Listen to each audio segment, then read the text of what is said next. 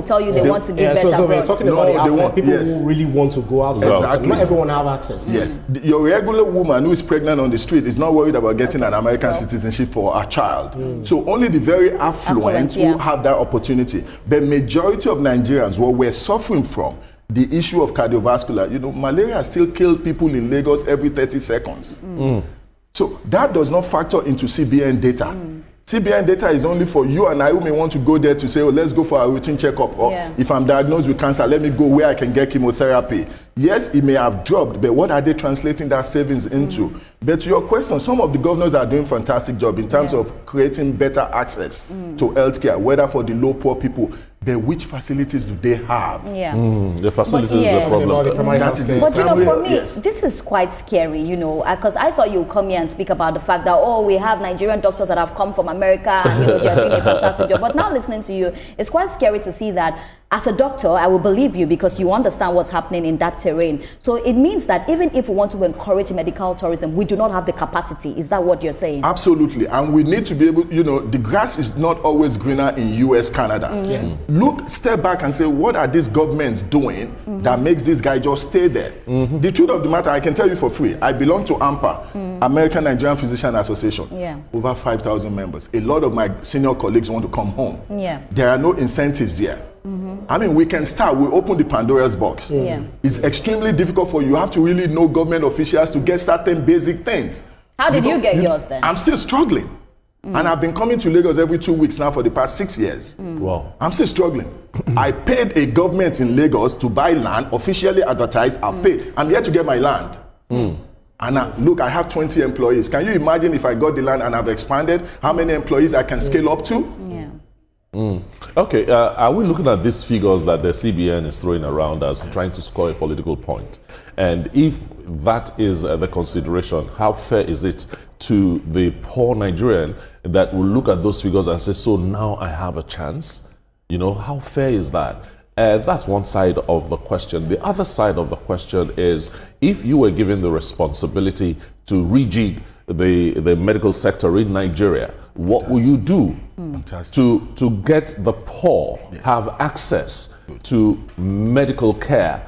And how is our Medicaid? Do we even think about it? No. Excellent question, and I like the way we're going. So number one, we should not even be happy that we're spending a penny on medical tourism. How many times did you hear American officials coming to Nigeria for care? So it's a shame. It's not a number we should be celebrating. But we are where we are. It is what it is. Now the number is coming down. In reality, do American citizens go elsewhere for medical care? Maybe like Cuba? India. When it comes to kidney, a lot of people go to India, actually. So even though we're the US, we produce 17,000 doctors annually. The issue of Medicaid is being instituted into our legislation.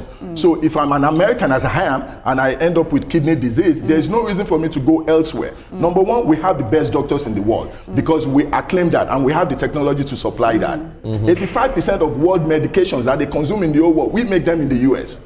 So where else are you going for? You still see some Americans who are on the low socioeconomic status and they say, look, okay, maybe I don't believe in this medical technology, I want to go for alternate care. They go to Mexico. Some of them go at their own expense, but the government will still give you the basics. But let's not forget that our president also subsidized kidney dialysis. Let's not forget that as well. No, we give them credit, but look, they can still do more. For me, what worries me is access to medical services for the poor. So I'll ask you again, sir. If you were given the responsibility to take care of that, what will you do? You understand the American side and you understand the Nigerian side. So how will you take advantage of it? So it's a game of numbers. Number one, Nigeria, we don't have the data of how many doctors we're producing. So we need to change that. Data is the new goal. Let's have access to data to actually know the number of doctors we're producing. We have a lot of private medical universities in Nigeria that are not licensed to produce medical students. Let's grant them the license. The ones who are currently doing a good job, let's increase their number. It's a game of numbers. I just gave you, US produces 17,000 doctors a year. We're still short. In the US, we need 24,000 to maintain our status quo. Nigeria does not produce anywhere closer to that. And then Nigeria suffers from the jackpot syndrome. So that's why we need to incentivize our conditions home.